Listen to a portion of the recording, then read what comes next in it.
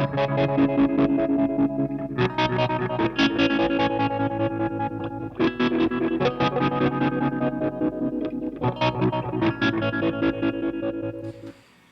everyone, a sound demo and build report for the Turbo Drive, which is a Colorsound Overdriver. This is probably about the fifth PCB I've made of this one because I just kept making silly mistakes. Finally I've got everything finalized and double checked everything and we're all cool. So the next run will be the final run for this, and I'll just get a bunch of PCBs in. So it's going to be a PCB only project, not a kit, because kits are quite time consuming. So it turned out really nice, looks really good, and we'll have a listen to the sound in a moment. It's kind of a vintage sort of overdrive with a massive output. Tone control works really well as well. So from the front, let's start off with just some aesthetics, take you over to the bench for that. So I'm very pleased with the look of it. I've hand painted that obviously. Wanted to do like a sort of racing theme just because of the names, Turbo Drive of course. And also the actual enclosure is, I'm pretty sure, I sanded that by hand before I actually powder coated. So it's been hand sanded, powder coated with a clear blue, which I do a lot as you know if you watch my channel. Hand painted and then epoxied over the top. Turned out really good. I think it looks great. And I'll tell you one other thing that helps the whole aesthetic thing. Not my thumb, which I've been gnawing, which I've been biting my fingernails. I'll go like this so I don't disturb people watching it, because I get lots of comments from the audience like, oh my god, what are you doing to your fingers? You have no idea how hard it is to stop biting your nails. I used to smoke, and smoking was easier to quit than biting my nails. I've just obsessed. I've been doing it since I've been like 5 years old, so it's very hard to have it to break. Anyway, back to the pedal. These knobs are great. You can get cheap knobs, and you know you'll save yourself $1 a knob probably. But I tell you what, they just do not feel so professional as these. These are particularly good too. These are a couple I sell. I think they're the 16mm brushed silver or something like that.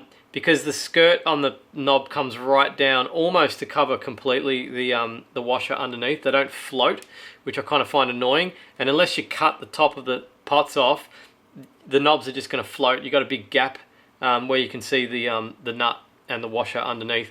Really bit of an aesthetic thing that kind of annoys me. And I don't like cutting off the top of the you know, like using a hacksaw, hacking off the top, or a Dremel or whatever, because it doesn't matter how delicate you are, you really mess with the pot.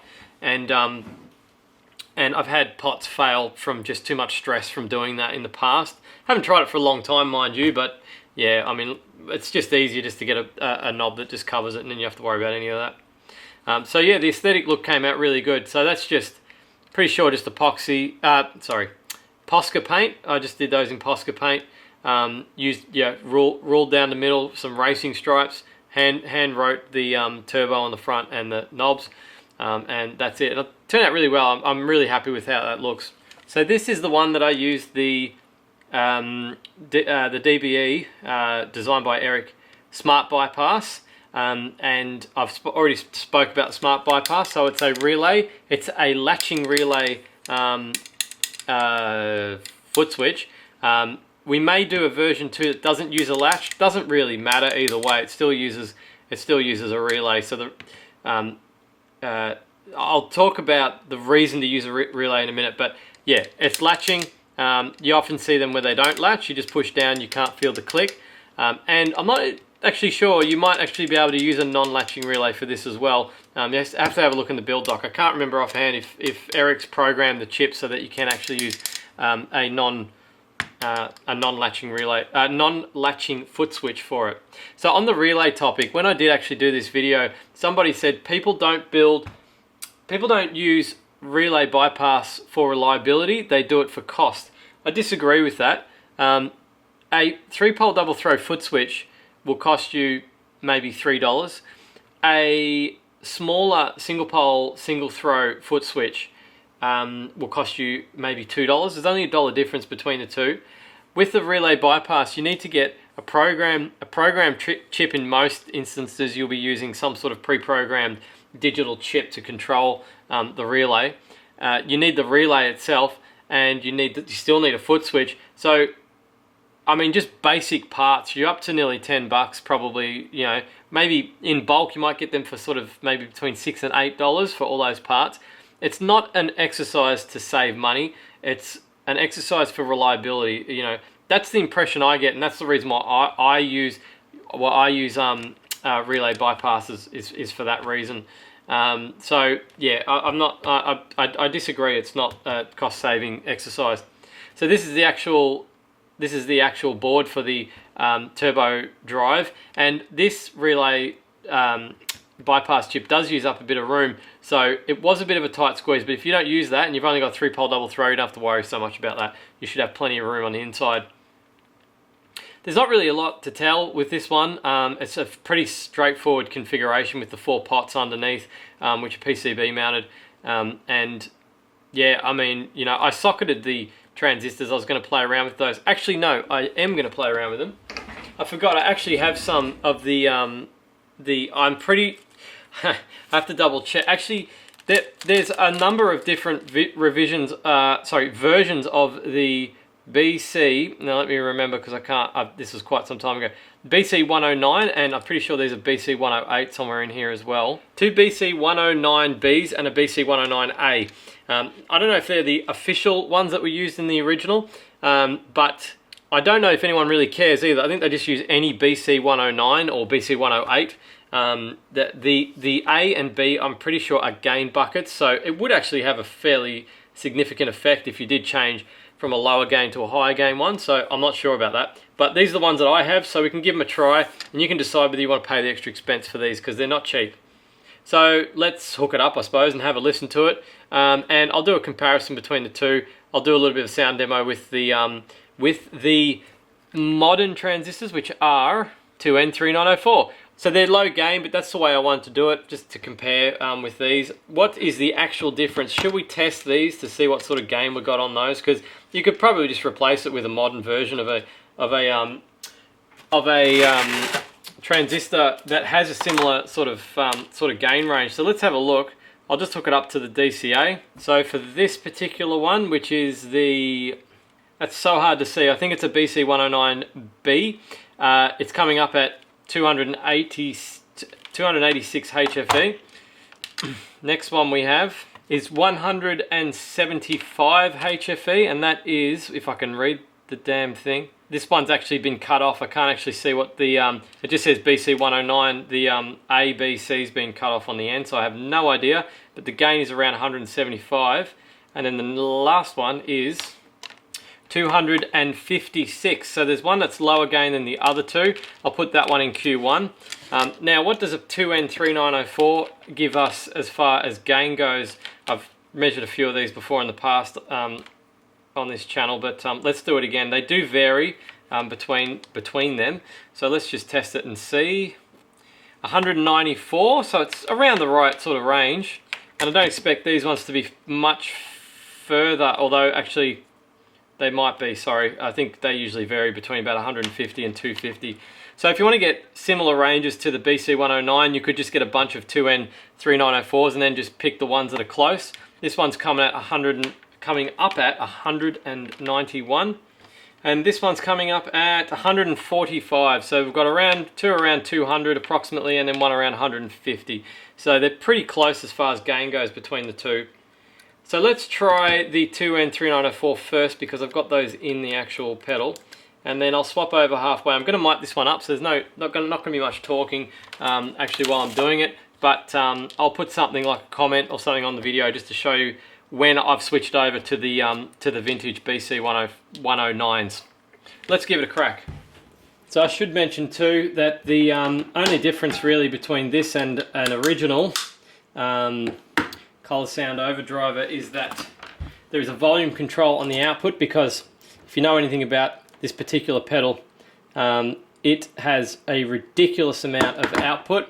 The boost control is not so helpful, because it just controls the gain of the first transistor. It doesn't work very well for a volume control, so you really need something else in there to pull back the volume.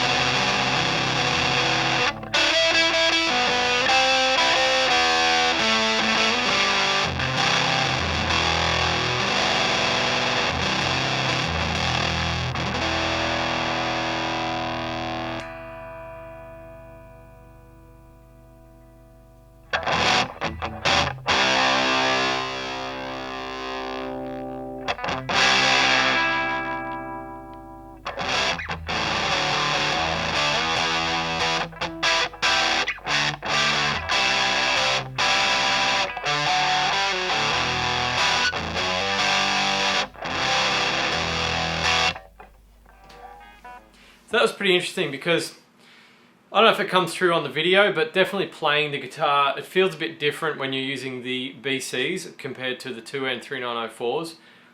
I'm not convinced that that is because they are BC 109s or whatever, and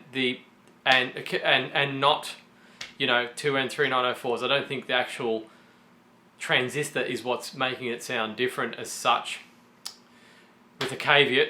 But it's probably more, it could be more the gain, so it's definitely worthwhile playing around. If you're going to go with 2N3904s, definitely worthwhile playing around with those.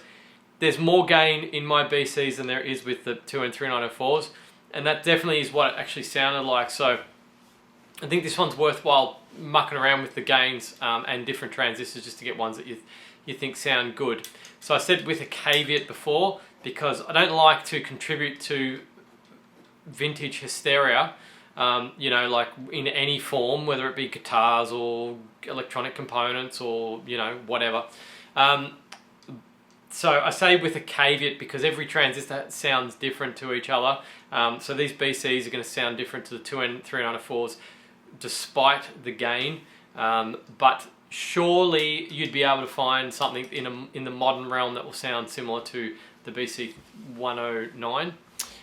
If you look, I'm sure, or something that sounds good despite the fact that it's not a BC 109, because at the end of the day, it doesn't matter that it's old, it matters because it sounds good. So just find something to replace it with that sounds good. I say this because I'm pretty sure these BC 109s aren't cheap. I can't remember where the hell I got mine from, but they're still floating around. You know, you can still pick them up, but I think they're a little bit pricey, like maybe $10 for 3 or something like that. So it's up to you to decide whether you want to put that extra expense towards these. It's nice to know that you got the old school transistors in with the effect. You know, it's a nice warm feeling. We all know that, but at the end of the day, at the end of the day, the scientist within me says just use whatever. You know, just try and get the right gains. At least, and then, you know, just be happy, just experiment until you're happy with it. So anyway, that's it for this one. Pretty cool sounding vintage overdrive, I must say. It's like, I can just imagine the sounds that we're getting out of it with the amp. I can just imagine if that was in an old, you know, 70s foot pedal type enclosure, you know, like the old school cast iron, you know, you could kill an elephant with this thing because it's so heavy type of enclosure, and you had those sounds come out of it. Would that change your opinion as to whether you like the actual sound or not? I try to look at the pedal as such when I'm listening to what I'm hearing, you know, because it just sort of, it can be a bit of a distraction, particularly when it's in something that looks kind of modern like that. It doesn't suit what is actually coming out of the amp. It would probably sound better, probably trick you into thinking it sounds better if I smashed the pedal up a bit and made it look rough. So anyway, that's it for this one. I'll have them on my web store soon. The next order I put with OSH Park, I'm going to be ordering those. But yeah, that's pretty much it for this video. I hope you liked the pedal and the video and all that sort of stuff. And I'll see you in the next video, which will, at the moment, is on about a 2-week cycle. I'm getting them out a little bit quicker than I usually do because there's so much happening. Thank you again, and take care. See ya.